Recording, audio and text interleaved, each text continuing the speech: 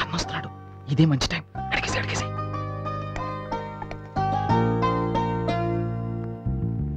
ఏంట్రా railway station లో గొడవ పడ్డావంటగా? ఏం లేదమ్మా, ఒక ఆంబోతు రంకెలేస్తుంటే దాని ముక్కుకు తాడేసి ఘాటి కట్టేశా. కాదంట, నువ్వు ఆ వీరాఘవరెడ్డితో గొడవ పడ్డావంటగా? ఆయన ఈ నరుక్కోటాలు చంపుకోటాలు ఎందుకు పెద్దమ్మా, గట్టిగా అడుగు. ఒరే చిన్న, నీ హయాంలోనైనా ఏ గొడవలు జరగకుండా చూడరా. ఏమిటి తల్లి కొడుకులేదో గుసగుసలాడుతున్నారు?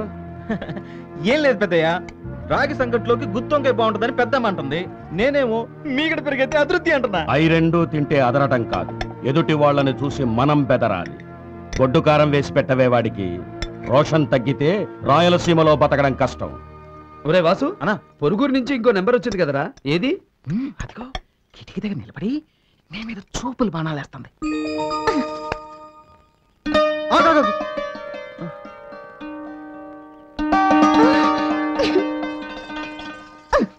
అంత దూరం నుంచి మాయ కోసం లడ్డు తెస్తే ముందు నువ్వెందుకు తింటావు? అందులో విషయం ఉంటే అమ్మమ్మ, విషం కలిపిన లడ్డు నేను మాయకి ఎందుకు పెడతా? నీకు తెలియకుండానే ఎవరన్నా కలపచ్చు కదా, అది వాడి డౌట్. రేపు నీకు పెళ్ళాక నువ్వేం వడ్డించినా అప్పుడు కూడా ముందు తినేది నేనే. త్వరగా పదరా, వర్జం వచ్చేస్తుంది. ఏమిటమ్మా ఈ హడావిడి? ఇదంతా చూసి అక్క బావ కంగారు పడతారేమో. పడ్నీరా, మీ అక్కని చేసుకున్నప్పుడు మీ బావ ఎంత పోసుకొట్టాడు అనుకున్నావు? 1000 నొక్కులు నొక్కాడు. మనమేం తక్కువ తిన్నామా? 1కి 1.5 చొప్పున నొక్కాలి. పదండి.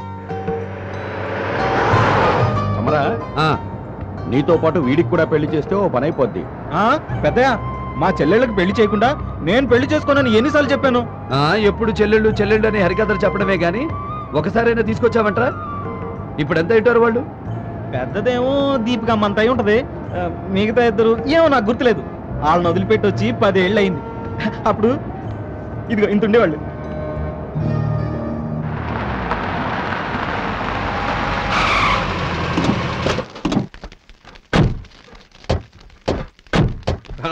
రండి. ఏమిటి నాన్న, ఏమైంది? రా తమ్ముడు. ఓహో, పెళ్లి కాకమునిపై అల్లుడు అలక పరబెక్కినాడే అయింది. 3 పొలిమేరలు దాటొచ్చాం, ఆ కాళ్ళతో వచ్చామంటారా లోపలికి? రే నీళ్ళు పట్రా.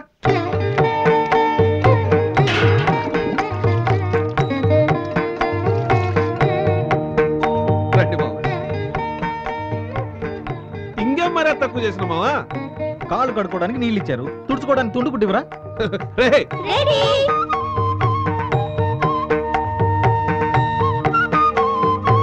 మంత్రులు గారు, లగ్నం చూడబ్బా. లగ్నం తర్వాత ముందు కట్నం సంగతి తేల్చండి. అడుగు మావా, 60 ఎకరాల మామిడి తోట కావాలనా, దాన్ని విలువ చేసే చెరుకు తోట కావాలనా, లేకుంటే మాగాడి చాలే? మాగాని మాకెందుకయ్యా, మేలిమి బంగారం కావాలి. ఎన్ని కిలోలు కావాలి మావా? 60 కిలోలు. కుదరదు. కుదరకపోతే ఇంకో సంబంధం చూసుకుంటాం. ఇవ్వలేక కాదు, 60 ఇవ్వను, 63 కిలోలు ఇచ్చాను. అబ్బా, కిందటి నెలలో అమ్మాయి బరువు ఎంత అంటే 60 కిలోలు అని చెప్పావు కదయ్యా. పెండ్లి కుదిరిందని తెలియగానే ఈ వారంలో 3 కిలోలు పెరిగింది. నన్నేం చేయమంటావు? సరే కానీ పంతులు గారు, ముహూర్తం మీ అందరికీ నచ్చితే చాలా, నాకు నచ్చకలేదు తాతయ్య. ఏ నా కొడుకు ఏం తక్కువ? తక్కువ ఎక్కువ నాకు తెలీదు, నేను మావయ్యతో సెపరేట్ గా మాట్లాడుకోవాలి. ఏంటి? కూర్చో.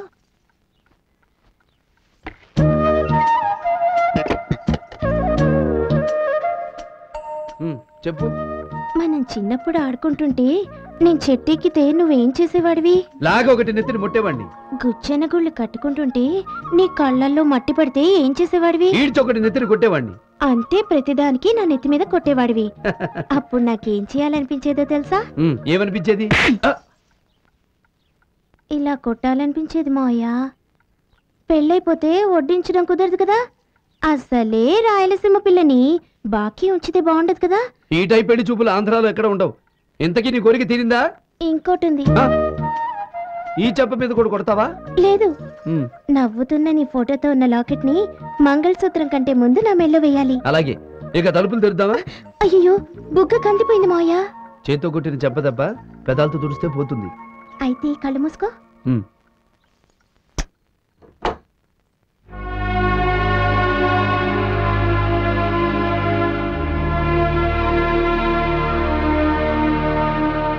ఎన్ని తప్పులు చేసినా మీ అన్నలు వచ్చే సమయానికి పోలీసులకి చెప్పి ఆయన కాపాడు.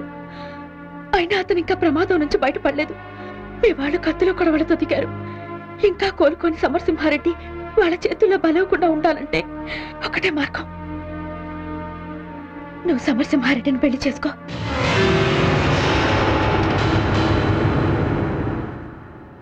అవును, మామూలు మనిషి అనుకున్నప్పుడు నేను మనసు పడిన మాట నిజం. కానీ అతను నాకు అందనంత దేవుడని అర్థమైపోయింది. అంతేకాదు, ఆ ముగ్గురు చెల్లెళ్ళు చచ్చిపోయిన వాసు నాయనలో చూసుకుంటున్నారు. ఆయన చల్లగా ఉండాలంటే నువ్వు పెళ్లి చేసుకోవడం ఒక్కటే మార్గం. వాడు మా చెల్లెల మెడలో తాళి కట్టడమేందే? వాడికన్నా ముందు నిన్ను చంపేస్తా. ఆగండి. అంజలి, నీ బుర్రను పురుగులు తిన్నాయా? అవును, మీరు నా బుర్రలో ఎక్కించిన పురుగులు తినేశాయి. మీరు సమరసింహారెడ్డి కుటుంబానికి చేసిన నష్టానికి అతను ప్రతీకారం తీర్చుకున్నాడు. అంతేకాదు, నేను శత్రువు కూతురునని తెలిసి విషం తాగమంటే తాగాడు. అతని మానవత్వం ముందు మీరు అతని పాదాలు కడగడానికి కూడా చంపేస్తా. చంపేయండ్రా. మనిషి ప్రాణాలతో ఆడుకునే కుటుంబాల్లో పుట్టిన మనకు ప్రాణాలు తీయడం తేలిక. అది అన్నైనా పర్లేదు, చెల్లైనా పర్లేదు. ఒక్కటి గుర్తు పెట్టుకోండి, ఈ కంఠంలో ప్రాణం ఉంటే ఈ మెడ మీద 3 ముళ్ళు వేసే మగాడు అతనే. నాయనా, ఇదా సమరసింహారెడ్డిని పెళ్లి చేసుకుంటానంటోంది.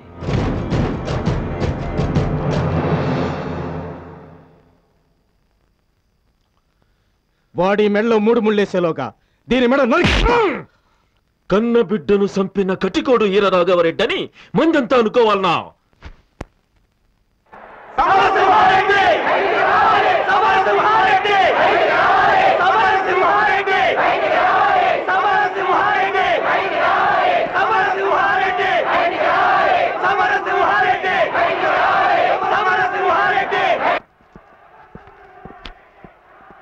సమరసింహారెడ్డి గారు, మీకోసం బయట వేలాది మంది ప్రజలు కేకలేస్తున్నారు.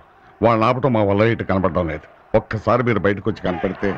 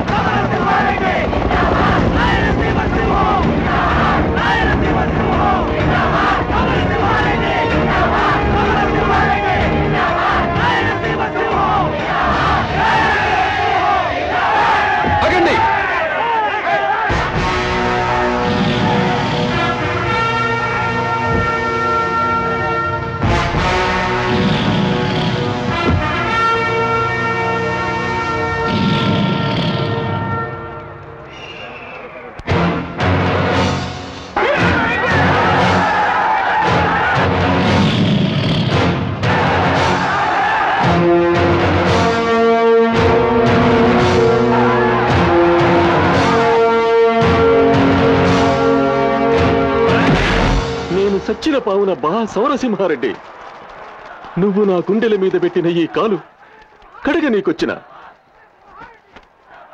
మన 2 కుటుంబాలు కలిసేనే ఈ సీమ ప్రశాంతంగా ఉంటాదని ఈయన చెప్పిన మాట ఈ పొద్దు తెలుసుకున్నా.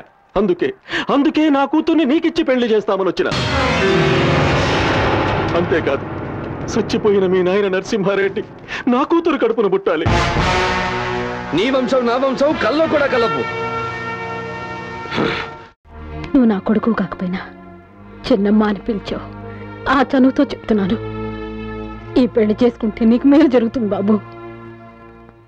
ఆ రోజు నా కాళ్ళు రావన్న బాధతో రైలు కింద పడి చచ్చిపోదాం అనుకుంటే నీ ప్రాణాలకు తెగించి నా కాళ్ళు రప్పించావు. ఈ రోజు నువ్వు ఈ పెళ్లికి ఒప్పుకోకపోతే నిజంగానే చచ్చిపోతాను. అమ్మా సరస్వతి, నువ్వు మా వాసనేవి అనుకుంటున్నావు. మళ్ళీ మాకు దూరం కావద్దు. ఈ పెళ్లి చేసుకుని నువ్వు క్షేమంగా ఉండు. వాళ్ళు నన్నేం చేస్తారమ్మా? వాడు మిమ్మల్ని ఏమైనా చేస్తారని కాదు బాబు. మీరు వాళ్ళని చంపితే గౌరవంగా నమస్కరించే ఈ చేతులతో మీకు సంఖ్యలు వేయాల్సి వస్తుందేమోనని బాధ. దయచేసి మీరు ఈ పెళ్లి ఒప్పుకోండి. వాళ్ళని చంపి జైలుకి వెళ్ళాలనుకునేవాడివి ఇక్కడికి ఎందుకు వచ్చావయ్యా? వీళ్ళ ముగ్గురిని ఒక ఇంటి వాళ్ళని చేయాలన్న ఆలోచన నీకుంటే నువ్వు పట్టుకోవాల్సింది కత్తి కాదయ్యా, తాళిబొట్టు.